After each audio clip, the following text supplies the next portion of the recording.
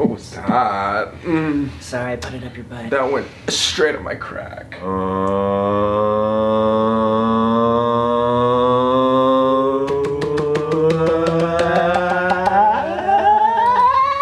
Whoa. Drop the bass.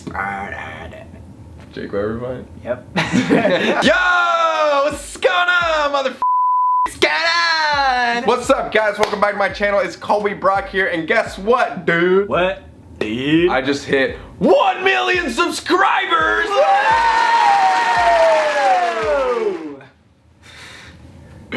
So, that's a huge thing. That's a huge thing. Holy crap, dude. It's great. We just hit 1 million subscribers like 6 months ago on 7 Colby. I know, dude. I'm so happy.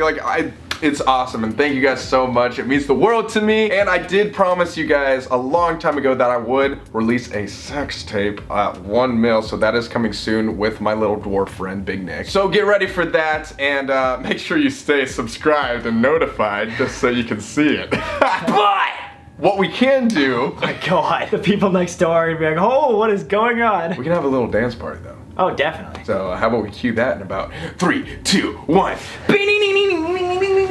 Are you gonna add music to this? Yes. There's gonna be lots of music. Lots of music to this. Just dance hard.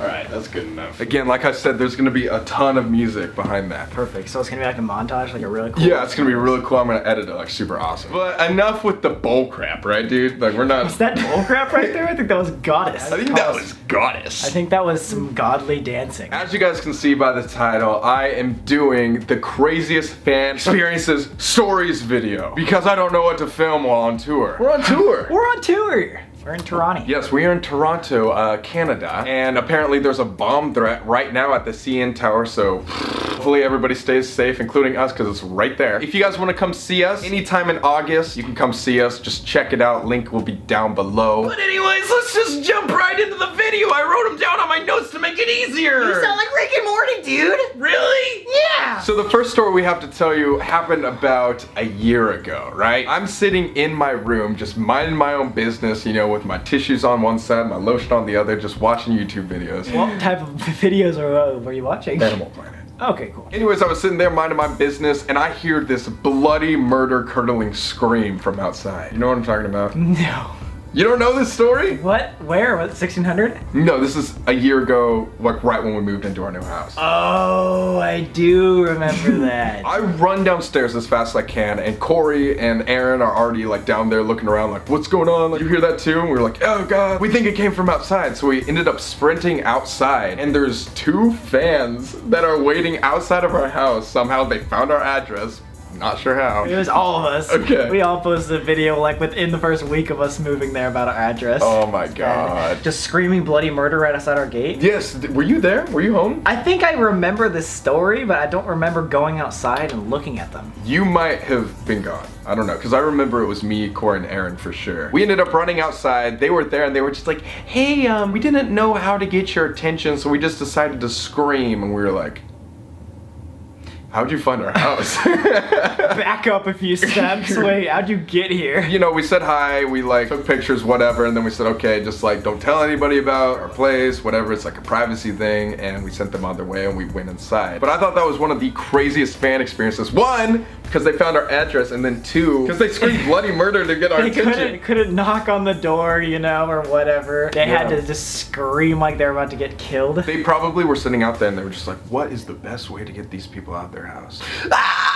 Hey, it worked really well, so props to them, you know? When I tell these stories, I don't mean to like humiliate or embarrass any of the fans that these are about. We appreciate your support and stuff. We just think these are the craziest things that have happened to us. Well, why did this happen? I don't know. Moving on. So another thing that happened outside of our house, which guys, if you know our address, cool, just don't come. Yeah. We'll come see you on tour. It'll be fun. Yeah, you don't need to scream outside our house. Anyway, there's another time when people came to our house, but this time they came for a very long time. It wasn't just like they came to meet us. They came to like stay Yeah. for days. By the end of it, it was like 4 or 5 days. Yeah. These like 2 or 3 girls were camping outside our house, sitting on the curb for days. We weren't even home the first day, like we were coming back from our Pennsylvania trip. Yeah. And we came in and we walked in, we're like, why is there 2 girls chilling out there? And Aaron and Corey are like, oh yeah, they've been there for about 2 days now, just chilling. They sometimes get Postmates delivered to them and then they just hang out. I'm like, what are they doing there? So we're just like, wait, we cannot have like just 2 girls chilling out here. Like that's not good. They should find a home. Like that's kind of scary for them. They need to leave. They were there 24/7. Like for the next couple of days, we didn't say anything because we thought they would leave. But I remember leaving, like going to the gym or leaving to go get something like eat, and they would just be sitting there and just watching me as I left. And they didn't say hi. They never were like, yo, what's it like, Colby? Can we get a picture? They would just be like, and stare at me, and I'd be like. Like my window faces the street, and sometimes I would like open my like curtain or whatever to like look out, and they would just be sitting there like staring at my window. I was like, oh god, it's scary. I don't know. Anyway, long story short, we had to like finally after a couple days, and they didn't leave. We all just went out there and confronted them and said, hey, we can't have anybody staying here. Can you please leave? And they said they've been waiting for an Uber. Yes, they lied to us. They were there for 5 days outside of our house, sitting on our curb, and they were just like, oh yeah, we were just waiting for my aunt or like an Uber to like come pick us up, blah blah blah. That's blah the worst Uber in the entire world. You need to chill. We're just like, okay, cool. Like as soon as you get your aunt or your Uber, whatever they said, we'll just see you later. Like this is our house type thing. Yeah. Just respect our privacy. And they were just like, okay, yeah, we're really sorry. Like didn't mean to do that. And we were just like, no, it's fine, whatever. And we haven't seen them since. Well, I saw him one more day at the end of our street at like a shopping center, just like chilling, and I was like, how are they still here? And like I looked at them, and then from then on, I've never seen them again. But yeah. Long story short, guys, please don't camp outside in front of our house. And It's unsafe for you too, like seriously. Right, and if we catch you, we don't want to have those awkward conversations because it's really weird for us to come out in there and be like, so, gonna like kick you off of our sidewalk. We will take pictures, hang out, talk, whatever, everywhere else in public, just like at our own home. It's just kind of weird. It's a privacy thing, guys. Speaking of people staying outside of our homes or our private space, you remember 3 years ago we were on this thing called the Jam Tour. Shout out Jam Tour. I hate Jam Tour. I hate They Jam screwed Tour. us out of like $2,000 or $3,000. They did. The manager is a con thief. Boom. Yes. Tea is spilled. So the convention was at this hotel, right? And so all the fans could stay there and all the artists could stay there, which is a terrible, terrible like organization thing. All the artists were on this floor, and then everybody else was at the top floor. It was like an open atrium sort of styled hotel room, so everyone was just looking at which doors everyone would go into. And so these couple of girls watched us as we were going into our hotel room, watched which door we went, and slept outside of our door. Yeah. What? I remember waking up at like 8 a.m. hearing like like little giggles and like taps on like our door and stuff. I was like, oh my god, this is like a scary movie. And it wasn't like that hotel room that's like this. It had a door, and then right next to the door was a giant window with curtains. They could like see into our place if they really tried. Terrifying. But anyways, we got ready for the day, whatever. Right when we opened the door, these girls, they have blankets and they're literally laying right outside of our door, looking at us, being like, hey Sam and Colby, can we get a picture? And we were like, no! Hey, how are you doing? No! It scared the hell out of us. You'd have been watching us sleeping all night. That is true. All right, so that one was like 3 years ago, but recently, literally last weekend, 5 days ago, there was like 3 grandmas that came to see us, like with their kid. And there was one grandma that was like really into us as well. She was like, hey, I love you guys. I watch you guys all the time. So she gets up there, really nice. She puts her hand on Colby's back. She puts her hand on my back. And as we're taking the picture, she slides her hand down to my butt. And I was like, Grammy, what you doing back there? Immediately, like, we smiled, we did the picture, she walked away. Sam immediately was like, dude, did she touch your butt? And I was like, no. She was touching my butt, dude. She was getting a little Grammy down there. That same grandma, too, before she left, was just like, can I also have a picture of you guys both kissing my cheek? We were like... Was that the same one, or was that the different? I don't know. There was at least another grandma. There was multiple grandmas that we met for some reason. One of them grabbed your butt, one of them asked for a kiss on the cheek, and we were cool with it, we didn't care. But we were just like, when's the last time you've been asked to kiss a 60-year-old's like cheek? You know, it's kind of like, all right. Speaking of kissing though, and I know we kind of talked about this a couple videos before. When we first started the tour, we were like 16, 17, and we didn't know how to stage kiss. So we literally like would let fans stage kiss us, and they would move their thumbs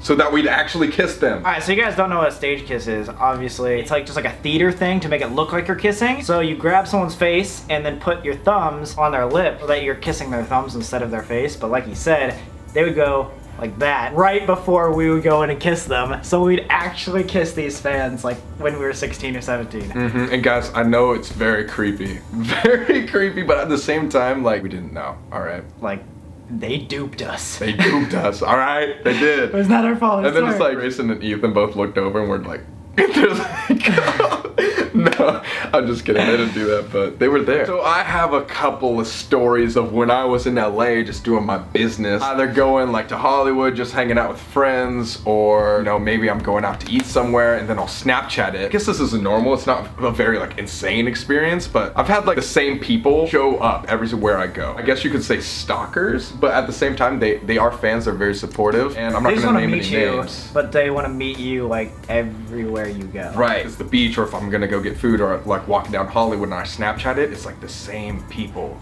just show up and they're just like, hey! One regular group, right? Yeah. It's cool, it's great to meet them each time, and I'm like, they're super nice, like not weird at all, but it's like, dang, like how did they see those snaps so fast and then get to that area like that's before I leave? Dedication, dude. They must like open it immediately when I post it and just like, we gotta go to Hollywood, he's there. If that's you guys, come FBI agents, like dang, you guys are good. But yeah, speaking of posting Snapchats and having people find you, a couple times in our videos we've actually shown this, but when we Snapchat our exploring locations, there's a lot of times when people come and like that's awesome, but it scares the living hell out of us sometimes. Like we'll be in some really dark, haunted, crazy place, Snapchat it once, and then like 20 minutes later, we'll be like, wait, someone's coming. Hide. And then it's just like a couple of our fans like, Sam Colby. It's like, oh God, like you literally scared the crap out of us. We thought you were cops or like homeless people. I don't know. I can think of two specific incidences where this happened. One time we were in New Mexico and we were climbing these railroad like station ladders, right? Oh yeah. And we just hear as we're climbing like do. We weren't filming at this time. We just hear Sam and Colby. And we were like, go! And there's just kids with their parents like in a minivan. They were just like, hey! And we're like, hey, I'm trying not to get caught right now. There's police right underneath us. Can you just not yell our name? And we actually got that on camera when we were running out. Like they saw us at the chain link fence. Go watch that video. You'll see what I'm talking about. And the other video recently, we were playing hide and seek at that YMCA. Yes. All these people were horrified. Like Colby and I go in abandoned places all the time, but we brought a group of like 12 people that had never been to an abandoned place, especially at night. So they were on edge. These two girls come through with flashlights, but really far away. So we're like, guys, get out of your hiding spot. Go. There's someone here. And everyone's freaking out. It was so scary. It's like false alarm, sorry. They were just like, hey, we saw like you post on Snapchat. And everyone was like, Colby, why you do that? We're playing hide and seek, so all these people are alone in this creepy place, and there's other people that we don't know walking towards us. You just gotta understand, from our perspective, it's horrifying. It's so scary. I was like, you guys know we're in there, so you're looking for someone. We're not expecting to see anybody in these places. But yeah, guys, that's basically all the craziest fan experiences that we can think of. So if you enjoyed that video, leave a like and comment down below your favorite story. We might have more in the future. We're about to go on tour for like 6 more weeks, so hey, could have a lot more crazy stories by the end of this. We could. A lot more grandmas touching butts and stuff. Probably after I release this video, all the grandmas are gonna come to our meet and greets, you know what I'm saying? Like we said, we're going on tour. If you want to see us in August, link down below, go check it out. You can also get my merch down below. Thank you for Sam for being in this video. No problem. We literally just filmed a video on his channel where we reacted to our old finds. Go check that out and give him a big ol' subscribe. Get him to 1 mil too. And yeah, we're gonna go to sleep because it's kind of late. Peace. Bye!